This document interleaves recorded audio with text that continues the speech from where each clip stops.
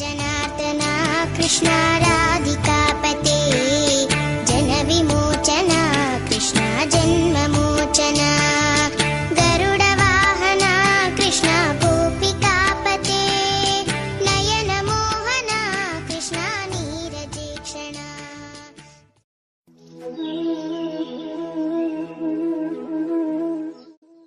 பரீட்சித்து மன்னனுக்கு தொடர்ந்து சுகமுனிவர் அரசர்களின் வரலாறுகளை எல்லாம் விரிவாக கூறி வந்தார். மிகுந்த அன்புடன் பரீட்சித்து அவற்றை கேட்டு வந்தான். சிரார்த்த தேவன் என்ற இயற்பெயருடைய வைவசுவ மனுவிற்கு நீண்ட நாட்கள் பிள்ளை பேறு இல்லாமல் இருந்தது. எனவே புத்திர பேறு வேண்டி அவன் யாகம் ஒன்றை செய்ய விரும்பினான்.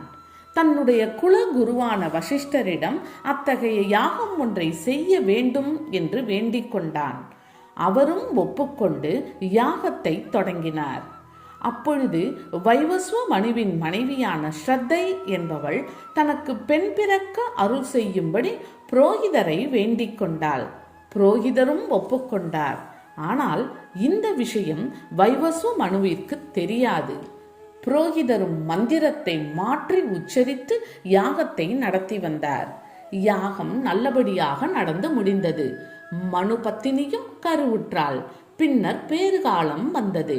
அவள் அழகிய பெண் குழந்தை ஒன்றை பெற்றெடுத்தாள். இலை என்று அப்பெண் குழந்தைக்கு பெயரிட்டனர். தனக்கு பிள்ளை பிறக்கும் என்று எண்ணியிருந்த மனுவிற்கு பெண் பிள்ளை பிறந்ததைக் கண்டு அளவில்லாத கவலை உண்டாயிற்று. அந்த வசிஷ்டரை பார்த்து, குருவே, நான் எண்ணியபடி நடக்கவில்லை. யாது காரணத்தாலோ என் எண்ணம் ஈடேறாமல் போய்விட்டது. இதனால் நான் அடையும் துன்பம் அளவிட முடியாதது. என்னுடைய வேதனையை எடுத்துரைக்க வார்த்தைகளே இல்லை. மனிதனுடைய வார்த்தைகள் தான் தவறும் என்று கேள்விப்பட்டிருக்கின்றேன். மந்திரங்கள் கூட தவறுமா? அல்லது உங்களுடைய தபோபலம் சக்தி இழந்து விட்டதா? ஏன் இப்படி ஆயிற்று என்று கேட்டார். வசிஷ்டர் தன் ஞான சக்தியால் இதற்குரிய காரணம் என்ன என்று ஆராய்ந்தார். பின்னர், அரசே, யாகம் இயற்றும் ஹோதாக்களின் தவறுகளால் இவ்வாறு நேர்ந்தது. இருப்பினும் கவலையில்லை. என்னுடைய தபோபலத்தினால் பெண் குழந்தையை ஆணாக மாற்றிவிடுகின்றேன் என்று கூறினார். பிறகு வசிஷ்டர் நாராயணனை எண்ணி துதித்தார். அவருடைய அனுகிரகத்தை பெற்றார். அவருடைய கருணையினால் இளை என்ற பெயருடைய அப்பெண் குழந்தை ஆணாக மாறியது. அந்த குழந்தைக்கு சுத்யும்னன் என்று பெயரிட்டு வளர்த்து வந்தனர். சுத்யும்னன் வாலிப பருவம் அடைந்தான். சிந்து நாட்டை சேர்ந்த குதிரை ஒன்றில் ஏறிக்கொண்டு ஒரு நாள் வேட்டைக்கு சென்றான். காட்டில் உள்ள மிருகங்களை வேட்டையாடி கொண்டு மேலும் மேலும் உள்ளே சென்றான். அப்பொழுது மேருவின் கீழ்ப்பக்கத்தில் உள்ள குமாரவனம் என்ற பெயருடைய வனம் ஒன்றினுள் நுழைந்தான். அந்த வனம் பரமசிவனும் பார்வதியும் தனிமையில் இருக்கும் இடம். முன்னொரு முறை பரமசிவன் இந்த வனத்திற்குள் நுழையும் ஆடவர் யாராக இருப்பினும் பெண்ணாக மாற கடவர் என்று சாபமிட்டிருந்தார். இந்த உண்மை தெரியாமல் சுத்யும்னன் குதிரையுடன் அந்த வனத்திற்குள் சென்று விட்டான். அவ்வளவுதான், உடனே பெண்ணாக மாறினான். குதிரையும் பெண் குதிரையாகி விட்டது. அவனுடன் சென்றிருந்த வீரர்களும் பெண்களாக மாறிவிட்டனர். பெண்ணாக மாறிய சுத்யும்னனுக்கு அப்பொழுது இலை என்ற பெயர் ஏற்பட்டது. பெரும் கவலையுடன் ஒருவரை ஒருவர் பார்த்து கொண்டனர். பின்னர் அக்காட்டை விட்டு எல்லோரும் வெளியே வந்தனர். அப்பொழுது சந்திரனின் புதல்வரான புதன் அங்கே வந்தான். அவன் பெண்ணாக மாறிய சுத்யும்னனை கண்டான். அவள் மேல் மோகம் கொண்டான். அவளும் அவன் மேல் ஆசைப்பட்டாள். உடனே இருவரும் ஒன்று சேர்ந்தனர். அவர்களுக்கு புரூரவஸ் என்ற பிள்ளை பிறந்தான். இவ்வாறு பெண்ணாக மாறியிருந்த சுத்யும்னன் தான் தொடர்ந்து பெண்ணாக இருக்க விரும்பவில்லை. மறுபடியும் ஆணாக மாற ஆசைப்பட்டான். எனவே நாட்டிற்கு திரும்பி தன்னுடைய குலகுருவான வசிஷ்டரிடம் தன் நிலையை தெரிவித்தான்.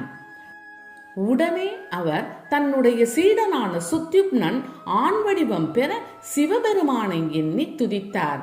பலவிதமான அர்ச்சனை மொழிகளை கூறினார். அவருடைய துதி மொழிகளால் சிவபெருமான் மகிழ்ச்சி அடைந்தார். உடனே வசிஷ்டர் தன்னுடைய விருப்பத்தை தெரிவித்தார். இதை கேட்ட சிவபெருமான் திடுக்கிட்டார். வசிஷ்டர் எண்ணத்தை நிறைவேற்றினால் தான் கொடுத்த சாபம் பயனற்று போகும். அதே சமயம் வசிஷ்டரின் விருப்பத்தையும் நிறைவேற்ற வேண்டும். இந்த இக்கட்டான சூழ்நிலைக்கு என்ன செய்வது என்று யோசனை செய்தார்.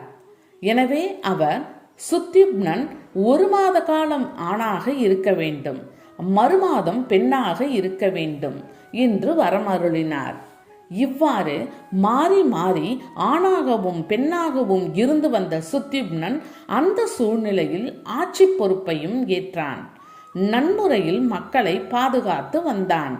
இருப்பினும் இவ்வாறு 2 நிலை அடையும் அவனை மக்கள் விரும்பவில்லை. பின்னர் அவனுக்கு உத்கலர், கயர், விமலர் என்ற 3 பிள்ளைகள் பிறந்தனர். மக்கள் தன்னை விரும்பாததால் சுத்யும்னன் நாட்டை புரூரவசிடம் ஒப்படைத்துவிட்டு காட்டிற்கு சென்றான். மற்ற பிள்ளைகள் நாட்டின் வடபகுதியை ஆண்டு வந்தனர். தனக்கு சரியான முறையில் ஆண் சந்ததி உண்டாகவில்லை என்று கருதிய வைவஸ்வ மனு பிரத்யும்னன் பிறந்த பின்னர் மீண்டும் மக்கட்பேறு பெறும் பொருட்டு யமுனை ஆற்றங்கரையில் தவம் இயற்றச் சென்றார். ஸ்ரீமன் நாராயணனை எண்ணி 100 வருடங்கள் தவம் செய்தார். தவத்தின் பயனாக இக்ஷ்வாகு, நிருகன், சய்யாதி, இரிஷ்டன், கிருஷ்ணன், கருஷகன், நரிஷ்யந்தன், பிருஷசந்திரன், நபகன், கவி என்ற பெயருடைய 10 பிள்ளைகள் பிறந்தனர். இதில் பிருஷந்திரன் என்பவன் தந்தையின் உத்தரவுப்படி பசுக்களை காத்து வந்தான். இரவில் கையில் கத்தியை வைத்துக்கொண்டு கண் விழித்தபடி அவற்றை பாதுகாத்து வந்தான். ஒரு நாள் இரவு கடுமையான மழை பொழிந்தது. அப்பொழுது பசுக்கொட்டிலில் புலி ஒன்று நுழைந்து விட்டது. புலியை கண்ட பசுக்கள் கதறி அங்கும் இங்கும் அலையத் தொடங்கின. பசு ஒன்றை அப்புலி பற்றி கொண்டது. பசுவின் சப்தத்தை கேட்ட பிருஷந்திரன் கத்தியை எடுத்துக்கொண்டு கொட்டினுள் சென்றான். கொட்டிலினுள் இருளாய் இருந்தபடியால் புலி என்று கருதி பசுவை கொன்றுவிட்டான். அதே சமயம் கத்திப்பட்டு புலியின் காதும் அருந்துவிட்டது. புலியும் பயம் கொண்டு ஓடிவிட்டது. புலி சென்ற இடங்களிலெல்லாம் இரத்தம் சொட்டியது. பிருஷந்திரன் புலி இறந்து விட்டதாகவே எண்ணியிருந்தான். ஆனால் காலையில் போய் பார்த்தபொழுது பசு கொல்லப்பட்டிருப்பதை கண்டு திடுக்கிட்டான். தான் கொடிய பாவம் செய்துவிட்டதை உணர்ந்தான். உடனே தன்னுடைய குல குருவான வசிஷ்டரிடம் சென்றான். தன்னை பெரும் பாவத்தில் இருந்து காப்பாற்றும்படி வேண்டினான். அப்பொழுது வசிஷ்டர் பிருஷந்திரனை நோக்கி, உன்னுடைய பாவத்தில் இருந்து விடுபட வேண்டுமெனில் நீ கீழான ஜாதியில் பிறந்து தொண்டு புரிந்து வர வேண்டும். இதனை ஏற்பதானால் உன் பாவம் விலகும் என்று கூறினார். பிருஷந்திரன் அந்த பாவத்தை ஏற்றுக்கொண்டான். தன்னுடைய அரச செல்வத்தை துறந்து காட்டிற்கு சென்று தவம் இயற்றினான். பகவானிடம் பக்தி வைத்தான். முனிவர்களுக்கு பணிவிடை செய்து வந்தான். ஒரு நாள் காட்டில் கடுமையான தீ ஏற்பட்டது. அந்த தீயில் விழுந்து உயிரை விட்டான். பகவானின் பாதார விந்தத்தை அடைந்தான். கவி என்பவன் இளமையிலேயே உலக இன்பங்களை துறந்து இறைவனை துதித்து நற்கதியை அடைந்தான்.